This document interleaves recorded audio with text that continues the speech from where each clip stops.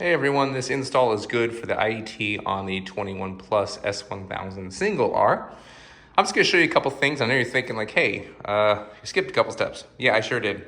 If you want to go to the 2023 S1000RR IAT install, and it will get you to this point because it's exactly the same teardown here. I'm just gonna show you how to route the actual IAT line right here.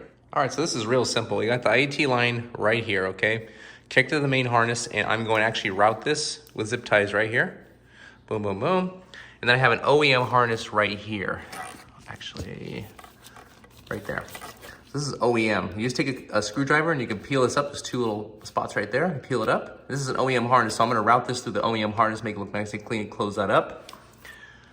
And then when I go over here, and as you can see, this is the line right here, the IAT. So it routes underneath the runner here, which is extremely small.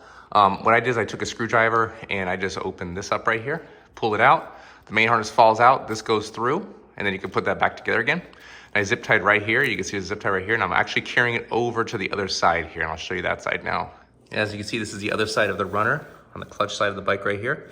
I got the IAT sitting right there on the harness and zip tied it to this harness right there.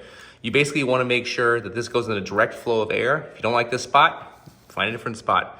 I kept it there because it's away from the radiator, which is a heat source, the back of the headlight, which is another heat source with the ballast. And I want to keep it in direct airflow to know exactly what the bike is reading as it's going into the intake. So I think that's the best way to do it. Camera's blurry here. Let's see if we can, there we go. Yeah, I think that's the best way to do it. And I'm gonna button her back up here. Again, use the 2023 BMW S1000 install to get to this point and then use the routing for the rest.